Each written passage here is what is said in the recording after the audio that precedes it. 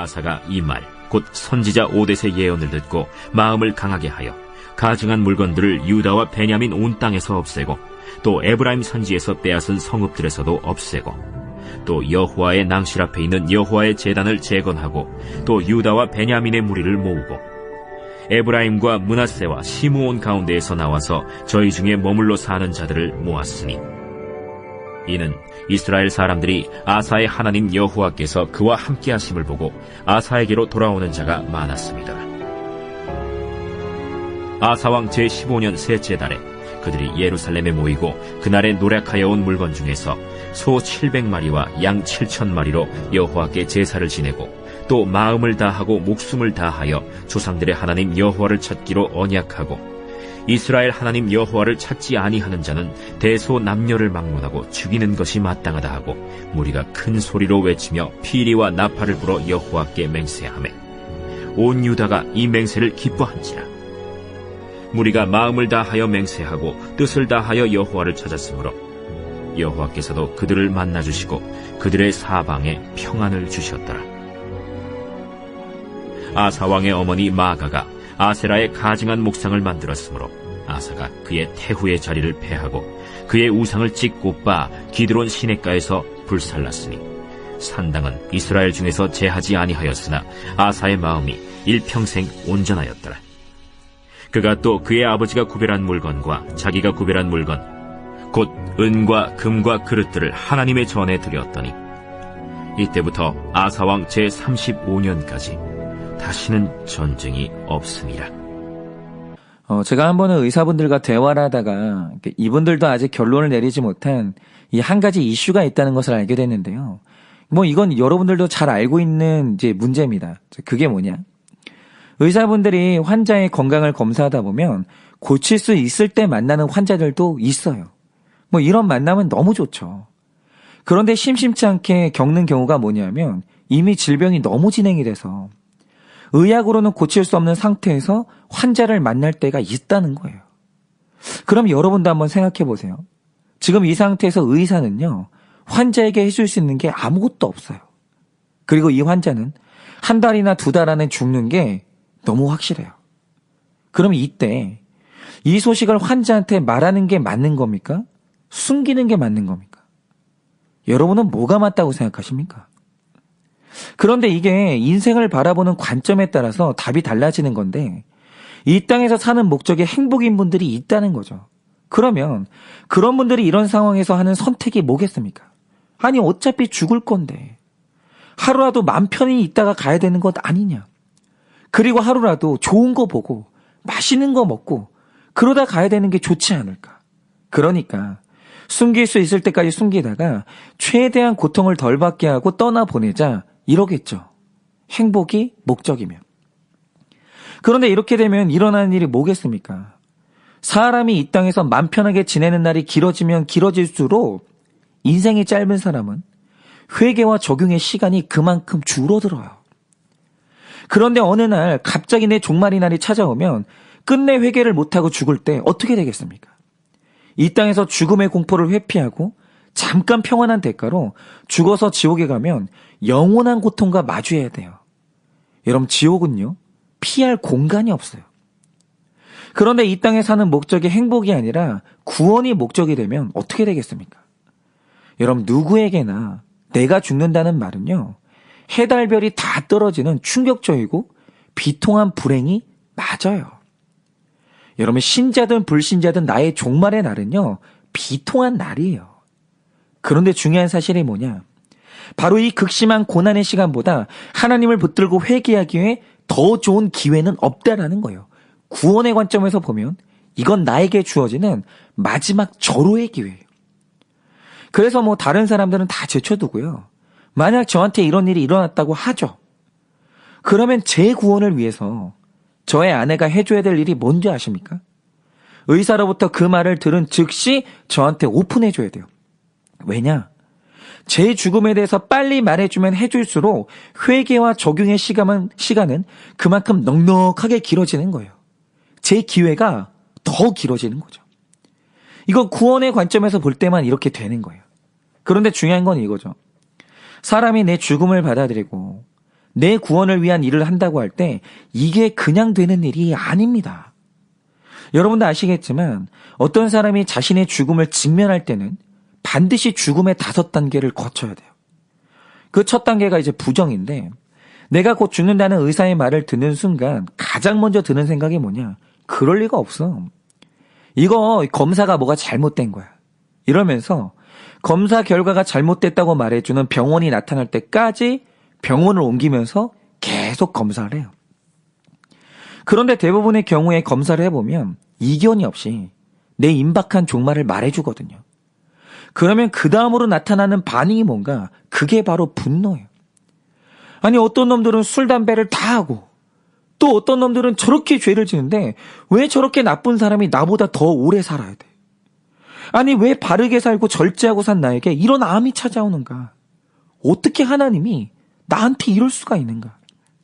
이러면서 다른 건강한 사람들에게 질투를 하기도 하고 내가 할 수 있는 모든 곳을 향해서 분노를 표출하는 거예요. 그런데 아무리 화를 내봐도 상황이 바뀌질 않거든요. 그럼 다음으로 넘어가는 단계가 뭔가? 그게 바로 협상이에요. 이게 뭐냐?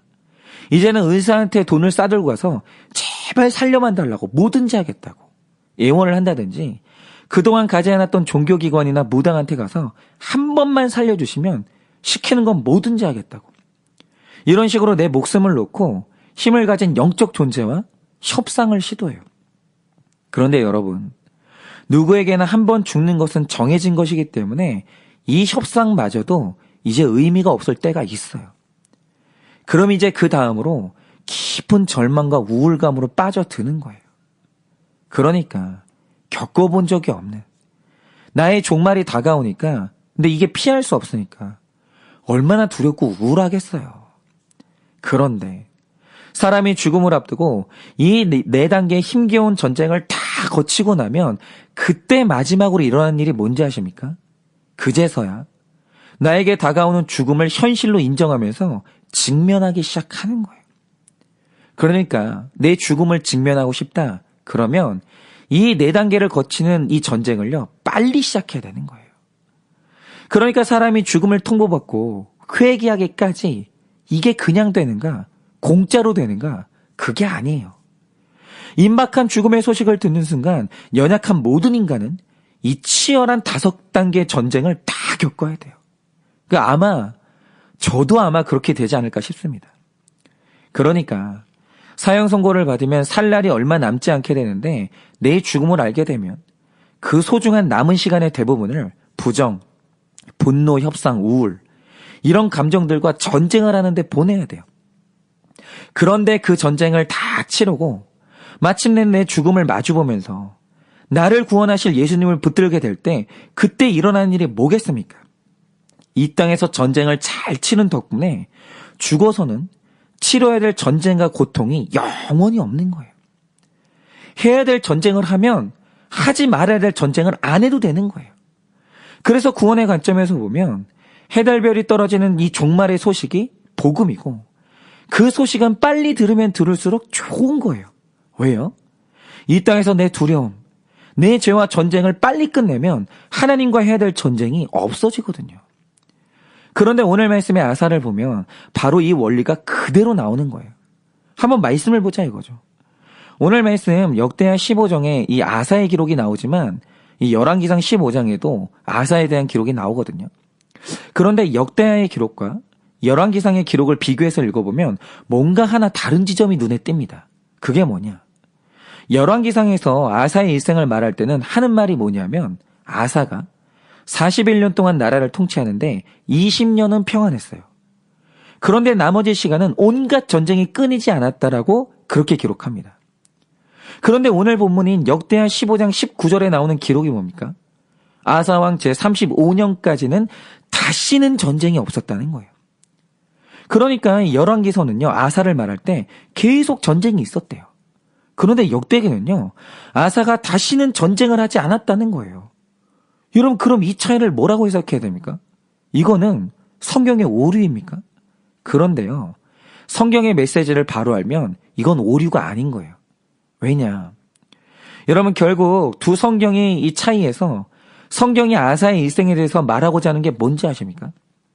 아사가 사는 날 동안 긴장을 풀지 않고 해야 될 전쟁을 회피하지 않았어요.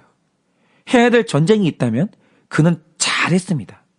그러자 그는 일생을 사는 동안 하나님과는 전쟁할 일이 없었다라는 거예요. 평안했어요. 그런데 오늘 말씀의 구조를 보면 이게 딱 드러나는 게요. 오늘 본문이 세 단락으로 구성되어 있거든요. 그런데 이 세 단락의 구조가 뭐냐? 전쟁을 잘 했더니 평안했다. 이 구조예요. 먼저 8절 9절을 보면 그가 유다 땅에 있는 우상들과 전쟁을 합니다. 그러자 어떤 일이 일어납니까? 그 땅 백성들이 하나님이 아사와 함께 하시는 걸 봐요. 그래서 백성들이 다 아사에게 돌아옵니다. 전쟁을 잘하니까 평안한 거예요. 또 10절에서 15절을 보면 그가 이번에는 물질의 욕심과 전쟁을 합니다. 그러자 일어난 일이 뭡니까? 온 유다가 기뻐하고 그들의 사방에 평안함을 주셨다라는 거예요. 그리고 마지막 단락인 16절에서 19절에 어떤 기록이 있습니까? 아사가요. 인생에서 가장 힘든 마지막 전쟁이죠. 내 어머니 안에 있는 우상을 분별하는 전쟁을 시작해요. 그런데 이 전쟁이 얼마나 어려운지 할아버지 르호보암은 실패했거든요. 그런데 아사는 내 어머니에게서 우상을 분별하는 이 전쟁에 성공을 해요. 그러자 19절에 나오는 기록이 뭔가 다시는 그의 인생에 전쟁이 없었다라는 거예요. 여러분, 그의 인생에 물리적인 전쟁이 없었다는 말이 아닙니다.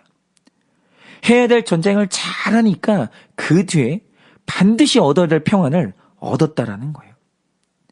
여러분, 이렇게 이 땅에서 잠시 평안을 뒤로하고 해야 될 전쟁을 잘하면 다시는 영원한 전쟁이 없는 거예요. 여러분, 그래서 이 땅에서 우리 목적은 행복이 아니라 구원이고 거룩인 거예요.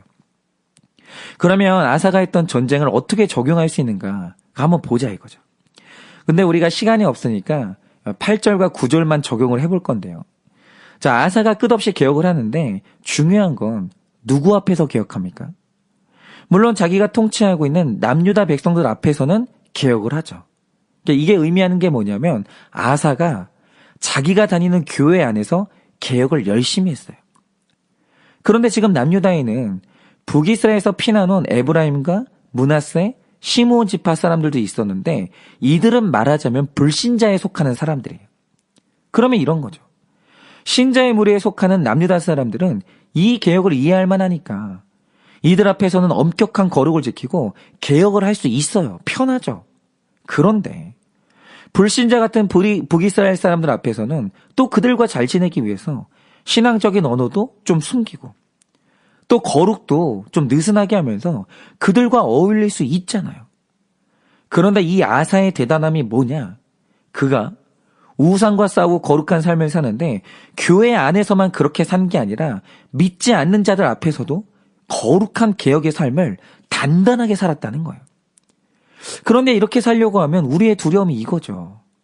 내가 이렇게 거룩한 언어를 쓰고 삶을 살 때 믿지 않는 세상 사람들이 나를 보면서 쟤는 나랑 너무 달라.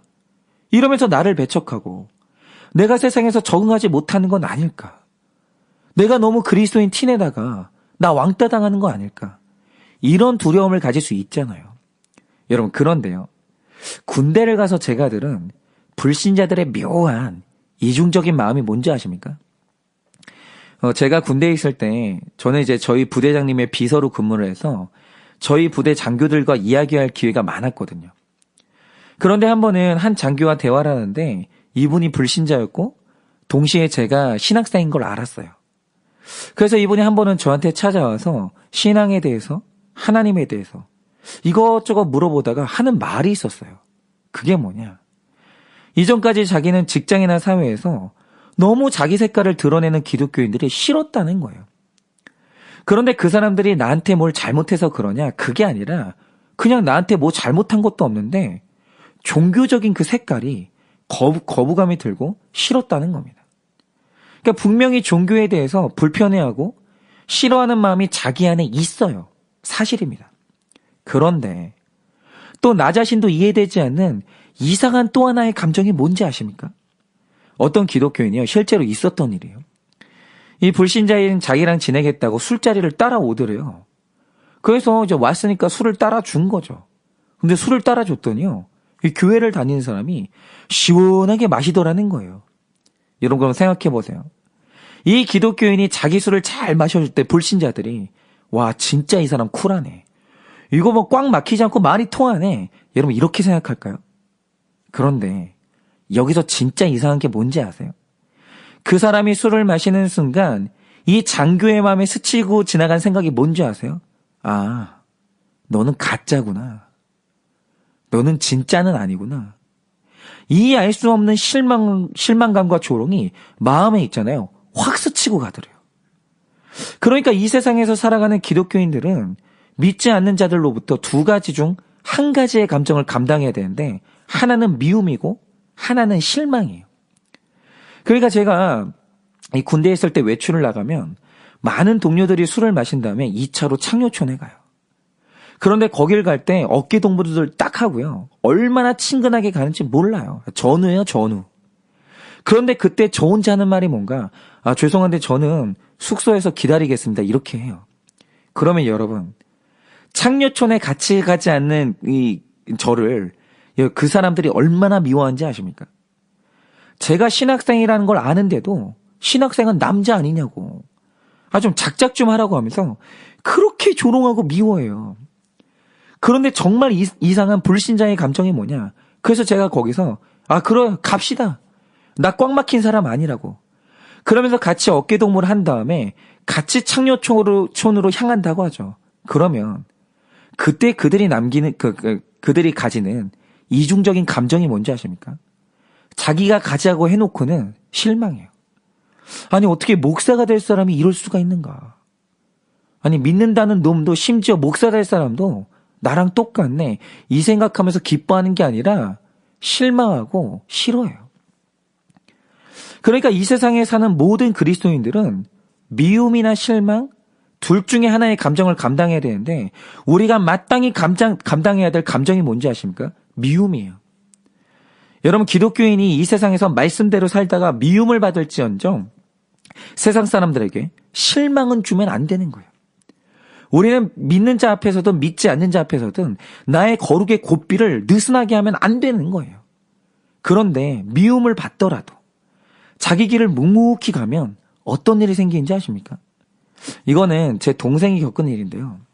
이 군대를 가면은 각 종교에서 자기 종교 관련 행사를 하는 군종을 뽑아요. 그런데 저와 제 동생이 같은 부대를 가게 되는데 그때 저는 이제 부대장님의 이제 비서로 뽑히고 제 동생은 군종이 됐거든요. 그런데 제가 갔던 부대가 산에서부터 해안까지 철책을 지키는 부대라 이 군종들의 주된 업무가 뭐냐면 아주 깊은 밤에 그 철책을 돌아다니면서 근무 서는 군인들을 위로해 주는 거예요. 그런데 이 철책 지역을 안 가보신 분들은 잘 모르실 텐데 여기가 영적으로 굉장히 혼탁합니다.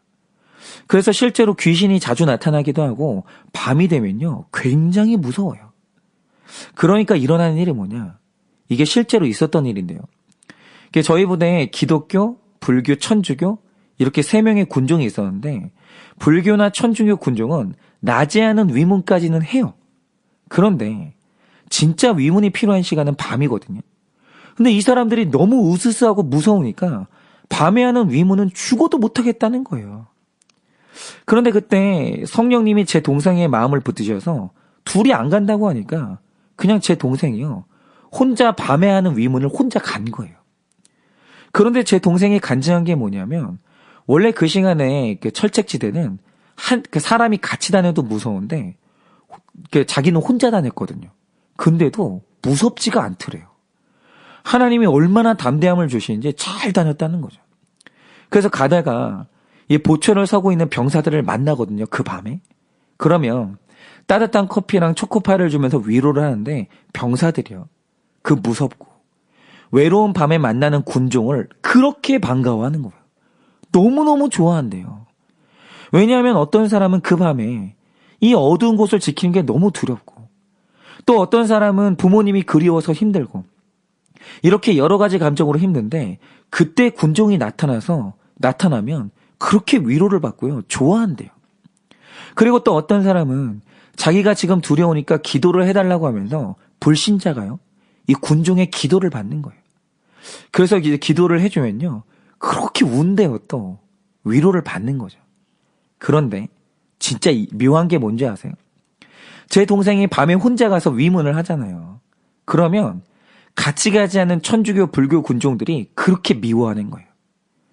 아니 우리 셋 다 안 나가면 누구도 나쁜 사람이 안 되는데 기독교 군종이 혼자 나가는 바람에 자기들만 나쁜 사람 된다고.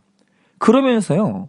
혼자 좋은 일을 하고 거룩하게 살려는 사람을 그렇게 미워해요. 그런데 뭐 그러거나 말거나 제 동생은 병사들을 실망시키지 않기 위해서 그 미움을 감당하는 거죠. 근데 그리스도인으로서 미움은 받으나 실망시키지 않는 거룩의 길을 걸으니까 일어나는 일이 뭔지 아십니까? 이거는 진짜 이게 믿으셨으면 좋겠는데 그때 이제 철책에서 위로받은 병사들이 교회를 오기 시작하는 거예요. 그런데 만약에 주일 예배에 많이 오면 뭐 억지로 동원이 됐네, 초코파이를 먹으러 왔네 이럴 수 있잖아요. 그런데 그때 일어난 이상한 부흥이 뭔지 아십니까? 병사들이요. 새벽 예배를 그렇게 나오는 거예요.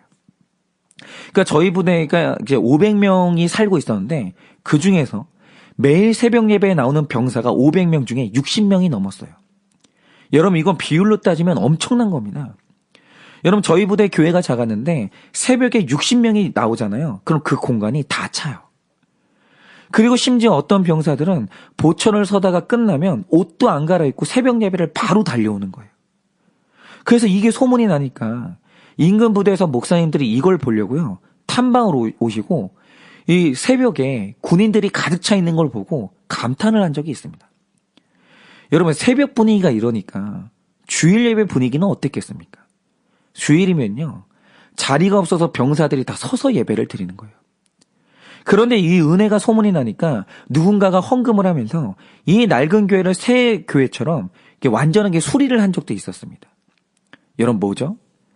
그리스도인은 이 땅에 살면서 두 가지 전쟁 중에 하나를 선택해야 돼요. 그게 뭐냐? 세상에서 미움받지 않기 위해 내 신앙을 버리고 세상과 잘 지낼 수 있죠. 그런데 그러면 세상은 우리한테 실망하고 하나님도 나한테 실망하시는 거예요. 그런데 반대로 세상에서 미움받으면서 전쟁을 치르지만 끝내 세상을 실망시키지 않는 그리스도인들이 있어요.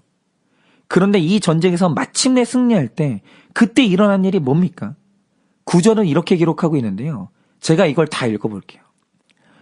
또 유다와 베냐민의 무리를 모으고 에브라임과 므낫세와 시므온 가운데에서 나와서 저희 중에 머물러 사는 자들을 모았으니 이는 이스라엘 사람들이 아사의 하나님 여호와께서 그와 함께 하심을 보고 아사에게로 돌아오는 자가 많았음이더라. 바로 이겁니다. 여러분 우리가 세상에서 미움받는 전쟁을 피하면 세상과 잘 지낼 수 있죠. 그러나 여러분 불신자와 똑같은 말하고 불신자와 똑같이 사는 그리스도인을 보고 하나님께 돌아오는 사람은 아무도 없어요. 그런 일은 일어나지 않습니다. 그러나 우리가 불신자와 다른 길을 걸어갈 때 여러분 우리는 분명히 그들에게 미움받습니다. 무시도 받고요. 조롱도 당해요. 그런데 이상한 건 뭐냐? 누군가가 전도됐다. 그럼 필경 그건 세상과 다른 길 가는 그리스도인 때문에 교회를 오는 거예요. 그들을 실망시킨 적이 없는 바로 그 그리스도인 때문에 누군가가 전도가 되는 거예요. 왜냐? 최소한 그 사람은 불신자를 실망시키는 삶은 살지 않거든요. 그러니까 오늘 말씀이 말하는 게 뭐냐? 우리가 해야 될 전쟁을 잘하면 우리 삶에 하나님과의 영원한 전쟁이 없고 언젠가 불신자 같은 에브라임, 므낫세, 시므온과의 전쟁도 사라지는 거예요. 여러분, 오늘 여러분이 이 땅에서 치러야 될 거룩한 전쟁은 무엇입니까? 바라기는 이 땅에서 우리의 목적은 행복이 아니라 거룩이 되어서 여러분이 전쟁을 잘 치르시기 바랍니다. 그래서 여러분이 하나님과 천국에서는 다시는 전쟁이 없는 본질적인 평안을 얻으시기를 예수님의 이름으로 축원을 드립니다.